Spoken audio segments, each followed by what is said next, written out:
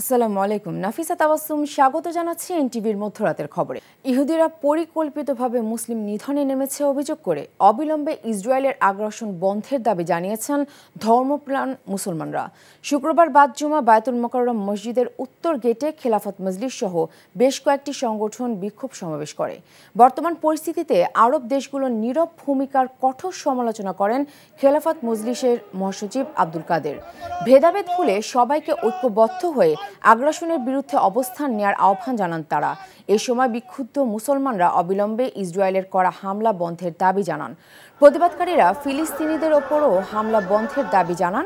সমাবেশ শেষে বিক্ষোভ মিছিল করেন তারা। মিছিলটি মসজিদের উত্তর গেট থেকে বের হয়ে পল্টন মোড়ে গিয়ে শেষ হয়।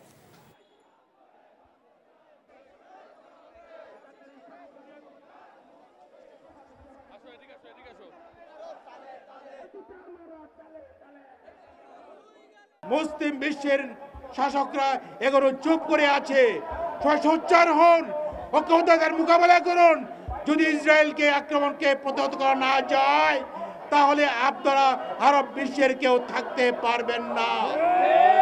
আপনাদের দায়িত্ব হচ্ছে 200 কোটি মুসলমানদের পক্ষে দাঁড়িয়ে, ইরানের পক্ষে দাঁড়িয়ে আজকে ইসরায়েলকে প্রতিহত করা, তাকে ধ্বংস করে দেওয়া। দিনে দিনে দেশে ডেঙ্গুর ভয়াবহতা যেমন বাড়ছে, পাশাপাশি আবারও মাথাচাড়া দিয়ে উঠেছে করোনা সংক্রমণ। গেল এক মাসে বরিশাল, বরগুনা সহ দক্ষিণাঞ্চলের ডেঙ্গুর প্রকোপ আশঙ্কাজনক হারে বাড়ছে। কয়েকদিন ধরে বাড়ছে রাজধানীতেও। সাথে চোখ রাঙাচ্ছে করোনা। আর এবারের করোনা ও ডেঙ্গু রোগের উপসর্গে কিছুটা ভিন্নতা পাওয়া যাচ্ছে বলে জানিয়েছেন চিকিৎসকরা। সাজরিনা খন্দকারের রিপোর্ট। দেশে বাড়ছে ডেঙ্গুর প্রকোপ। ঘন ঘন বৃষ্টি এবং বাতাসের আর্দ্রতার আধিক্য ডেঙ্গু পরিস্থিতিকে নাজুক করে তুলছে। এবছর ডেঙ্গুর পাশাপাশি বাড়ছে করোনার সংক্রমণও। প্রতিদিনই বাড়ছে আক্রান্তদের সংখ্যা, সাথে বাড়ছে হাসপাতালে ভর্তি হওয়া রোগীর সংখ্যাও। 3 দিন ধরে জ্বর, লক্ষণগুলো ছিল প্রচুর বমি, শরীর ব্যথা, ব্যাক পেন, শরীরের জয়েন্টে ব্যথা ছিল। গত বছর আমার ডেঙ্গু হয়েছে, কিন্তু এবার একটু ভিন্ন টাইপের। সন্ধ্যার পর শুরু হয় তীব্র জ্বর, সারা রাত জ্বর থাকবে, প্রচণ্ড জ্বর থাকবে, সকাল হতে হতে আবার নাই। শরীর ব্যথা আর শরীর হলো লাল হয়ে যায়। নাপা খাওয়ানো হয়েছে কিন্তু জ্বর ছেড়ে আসতেছে, এই জন্যই দেখানোর জন্য আসছি। এবারের করোনা ও ডেঙ্গু রোগের উপসর্গে কিছুটা ভিন্নতা পাওয়া যাচ্ছে বলে জানিয়েছেন চিকিৎসকরা। বলছেন এর সাথে জনগণের মধ্যে সতর্কতার অভাব সংক্রমণ আরও বাড়াচ্ছে। এবার টোটালি আমরা বলবো কনফিউজড, কারণ সিমটমগুলো মিলে মিশে যাচ্ছে, মিক্স সিমটম। কোনোটা ডেঙ্গি, কোনোটা চিকুনগুনিয়া, কোনোটা কোভিড, আবার কোনোটা হচ্ছে সিম্পল ফ্লু। জ্বর যদি থাকে কোনো পেশেন্টের, আপনারা বাসায় ফিল করছেন পেশেন্ট জ্বরে আক্রান্ত হয়েছে, চিকিৎসকের কাছে যান। চলতি মাসে রোগীর সংখ্যা তুলনামূলক বৃদ্ধি পাওয়ায় বিলম্বিত হচ্ছে চিকিৎসা সেবা। ডেঙ্গু পরীক্ষা করার পর আজকে ভর্তি হওয়ার জন্য আসছি, প্রায় 10টা থেকে এখন 12টা বাজে। এই লাইনটা থেকে আমি এখনও দেখাতে পারতেছি মানে ভর্তির জন্য। এটা যদি আরেকটু ফাস্ট করা হতো তা আমাদের রোগীর জন্য অন্তত একটু সুবিধা হতো আর কি। পরীক্ষার রেজাল্ট দেখানোর জন্য লাইনে দাঁড়িয়ে আছি, প্রায় 2 ঘন্টা হয়েছে। আমি নিজেই রোগী, কিন্তু আমার অনেক সমস্যা হচ্ছে দাঁড়িয়ে থাকতে। জনস্বাস্থ্যবিদরা বলছেন একই সময়ে এই দুই রোগের প্রকোপ জনস্বাস্থ্যের জন্য বড় চ্যালেঞ্জ হয়ে দাঁড়িয়েছে। তাই সরকারের সংশ্লিষ্ট বিভাগকে যেমন কার্যকরী পদক্ষেপ বাস্তবায়ন করতে হবে, তেমনি সচেতন হতে হবে সাধারণ মানুষজনকেও। সাজরিনা খন্দকার, এনটিভি নিউজ, ঢাকা। যশোরে করোনায় আক্রান্ত হয়ে সাবিলা বেগম নামে আরও একজন নারীর মৃত্যু হয়েছে। শুক্রবার বিকেলে হাসপাতালে চিকিৎসাধীন অবস্থায় তিনি মারা যান। জেলার deputy civil surgeon doctor Mohammad Nazmus Sadiq জানান, সম্প্রতি জেলার জেনারেল হাসপাতালে চিকিৎসাধীন অবস্থায় 3 জন করোনা রোগী ভর্তি হয়েছিলেন, যাদের 3 জনই মারা গেছেন। প্রথম 2 জন কিডনি সমস্যা সহ নানা জটিলতা নিয়ে হাসপাতালে ভর্তি হয়ে করোনায় আক্রান্ত হন। সবশেষ মারা যাওয়া সাবিলা বেগম করোনা রোগী হিসেবেই ভর্তি হয়েছিলেন।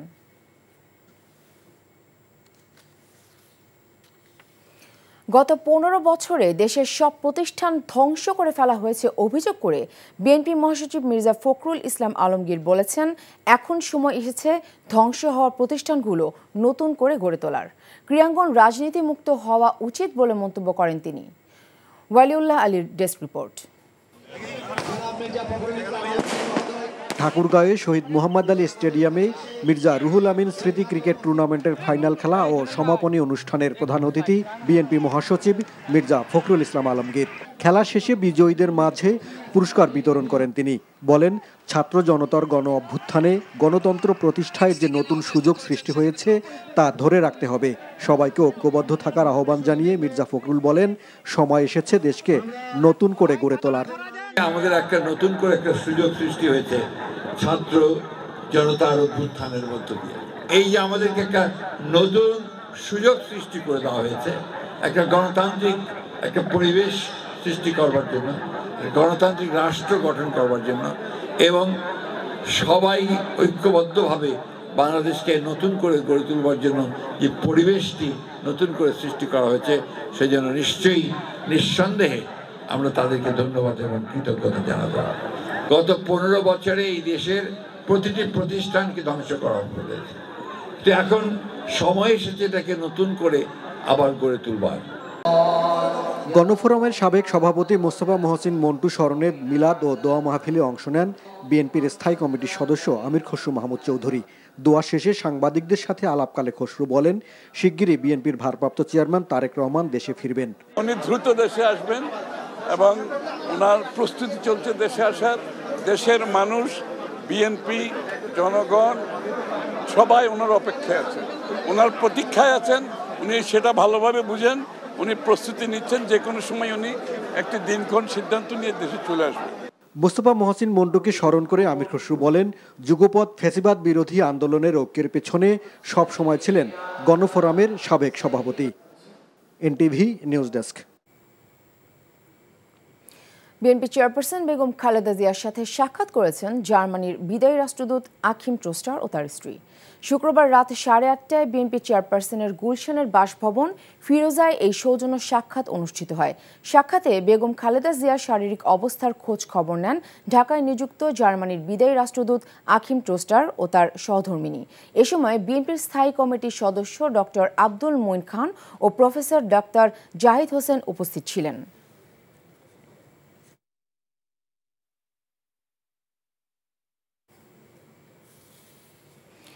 দলীয় নিবন্ধনের জন্য আগামী 22শে জুন নির্বাচন কমিশনে যাবে জাতীয় নাগরিক পার্টি।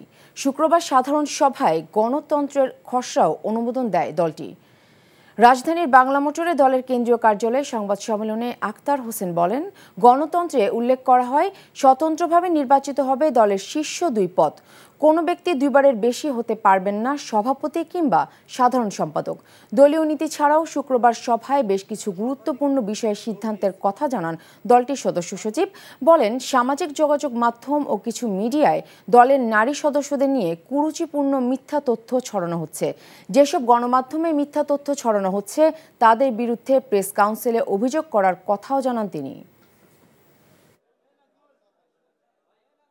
যেসব মিডিয়া দায়িত্বজ্ঞানহীনভাবে নারী নেতৃত্বের ব্যাপারে, নারীদের ব্যাপারে অত্যন্ত কুরুচিপূর্ণ সংবাদ প্রকাশ করেছে তাদের ব্যাপারে এবং সেই সব মিডিয়ার বিষয়ে জাতীয় নাগরিক পার্টি প্রেস কাউন্সিলে অভিযোগ দায়ের করবে। টানা বৃষ্টি ও উজান থেকে নেমে আসা পাহাড়ি ঢলে ফেনীর ফুলগাজীতে মুহুরী ও সিলোনিয়া নদীর 2টি স্থানে বাঁধ ভেঙে নিচু এলাকা প্লাবিত হয়েছে। বৃহস্পতিবার রাত 10টার দিকে ফুলগাজী উপজেলার সদর ইউনিয়নের উত্তর বড়ইয়া বণিকপাড়ার মুহুরী নদীর বাঁধের একটি স্থান ও গোসাইপুর এলাকায় সিলোনিয়া নদীর বন্যা নিয়ন্ত্রণ বাঁধের একটি অংশে ভাঙনের সৃষ্টি হয়। এতে উত্তর বড়ইয়া, দক্ষিণ বড়ইয়া, বণিকপাড়া, বসন্তপুর ও জগৎপুর এলাকার নিম্নাঞ্চল প্লাবিত হয়েছে। এছাড়া ফুলগাজী বাজার সংলগ্ন মুহুরী নদীর পানি প্রবেশ করে বাজারের একটি অংশ প্লাবিত হয়েছে। পানি উন্নয়ন বোর্ড ফেনীর নির্বাহী প্রকৌশলী আক্তার হোসেন জানান, মুহুরী নদীর একটি পয়েন্টে ভাঙন দিয়ে লোকালয়ে পানি ঢুকছে। পানি নামার সাথে সাথে ভাঙনের স্থানটি সংস্কার করা হবে। আমাদের এলাকাগুলো পানিতে প্লাবিত হয়েছে এবং আমাদের ঘরবাড়ি, মাছের ঘের সবগুলো ক্ষতিগ্রস্ত হচ্ছে। পানি উন্নয়ন বোর্ডের গাফিলতির কারণে আজকে নদী সংস্কার হয় না, নদীতে খনন করা হয় না, যার কারণে আমাদের এই ফুলগাজী উপজেলার বাসীর, উত্তর বড়িয়া বাসীর সবসময় দুঃখ লেগেই থাকে। জুলাই আন্দোলনের পর যে সম্ভাবনা তৈরি হয়েছে তাতে সকলের অধিকার নিশ্চিতের কথা বলা হয়েছে, কিন্তু সেখানে আদিবাসীদের অধিকার নিশ্চিতের ক্ষেত্রে অনীহা রয়েছে বলে মন্তব্য করেছেন টিআইবির নির্বাহী পরিচালক ডক্টর ইফতেখারুজ্জামান। শুক্রবার সকালে রাজধানী ধানমন্ডিতে বাংলাদেশ আদিবাসী ফোরাম আয়োজিত সাম্প্রতিক পার্বত্য চট্টগ্রাম পরিস্থিতি ও পার্বত্য চুক্তি যথাযথ বাস্তবায়নে করণীয় শীর্ষক আলোচনায় এ কথা বলেন তিনি। বৈষম্য বিরোধী আন্দোলনে কর্তৃত্ববাদকে পরাজিত করা হয়েছে উল্লেখ করে ডক্টর ইফতেখারুজ্জামান বলেন, এখন কর্তৃত্ববাদী চর্চা অব্যাহত রাখা যাবে না। এ সময় তিনি আরও বলেন, পার্বত্য চট্টগ্রামের শান্তি প্রতিষ্ঠায় সেনাবাহিনীকে উদ্যোগী হতে হবে।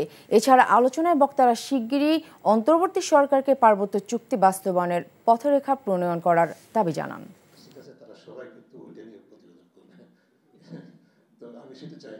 ব্যক্তিগতভাবে এবং প্রাতিষ্ঠানিকভাবে এবং বিভিন্নভাবে আদিবাসীদের সাংবিধানিক স্বীকৃতি নিয়ে যতটুকু সম্ভব চেষ্টা করা হয়েছে, কিন্তু সেটা সফল হয়নি।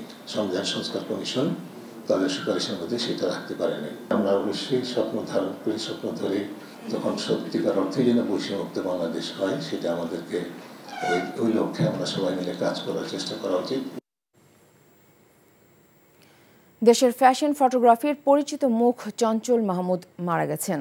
শুক্রবার রাত ৯টার দিকে ঢাকার ধানমন্ডির ল্যাবিট হাসপাতালে তার মৃত্যু হয়। চঞ্চল মাহমুদের শেষ ইচ্ছায় শনিবার ১২টায় ঢাকা বিশ্ববিদ্যালয়ের মসজিদে তাকে নেওয়া হবে। সেখানে তার জানাজা শেষে বনানী কবরস্থানে দাফন করা হবে। বেশ কয়েক বছর ধরে অসুস্থতায় ভুগছিলেন চঞ্চল মাহমুদ। ৪ দিন আগে তাকে ল্যাবিট হাসপাতালে ভর্তি করা হয়। ৪.৫ দশকের বেশি সময় ধরে আলোকচিত্রী হিসেবে কাজ করছেন চঞ্চল মাহমুদ। দেশে ফ্যাশন ফটোগ্রাফিতে তিনি পরিচিত মুখ। চঞ্চল মাহমুদ ফটোগ্রাফি নামে তার একটি প্রশিক্ষণ কেন্দ্র রয়েছে। তার ছবি নিয়ে বেশ কয়েকটি প্রদর্শনী হয়েছে। তিনি বাংলাদেশ ফটোগ্রাফিক সোসাইটির সঙ্গেও যুক্ত ছিলেন।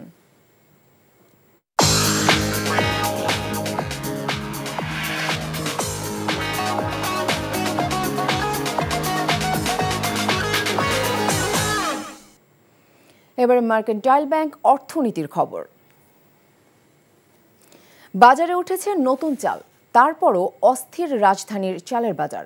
সপ্তাহের ব্যবধানে কেজিতে দাম বেড়েছে 2 থেকে 5 টাকা।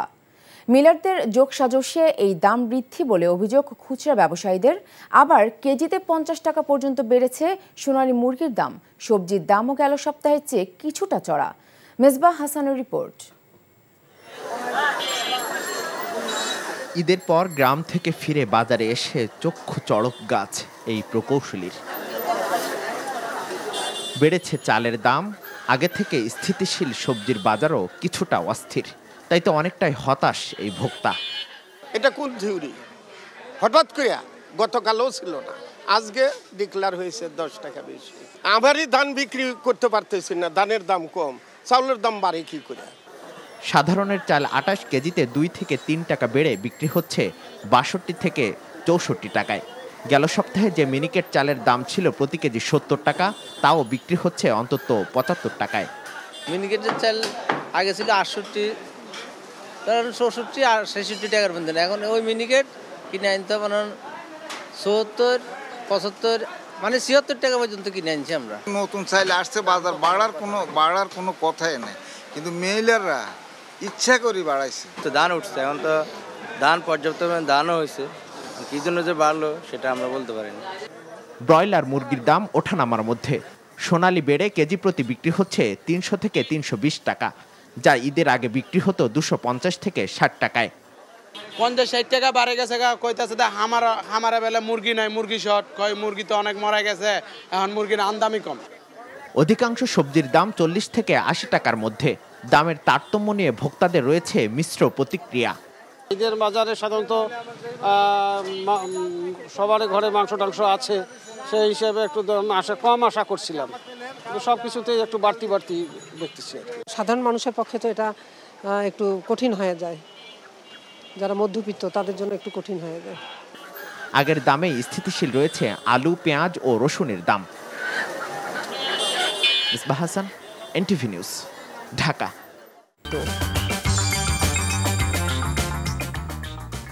এই ছিল মধ্যরাতের খবরে। এই খবরের ভিডিও সহ আপডেট জানতে ভিজিট করুন এনটিভি অনলাইন www.ntvvideo.com। এছাড়াও এনটিভির জনপ্রিয় সব অনুষ্ঠান ও খবরের আপডেট জানতে ভিজিট করুন আমাদের ইউটিউব ও ভেরিফাইড ফেসবুক পেজ। সকালের খবর সকাল 7:30টায় দেখার আমন্ত্রণ রইল। ধন্যবাদ সবাইকে।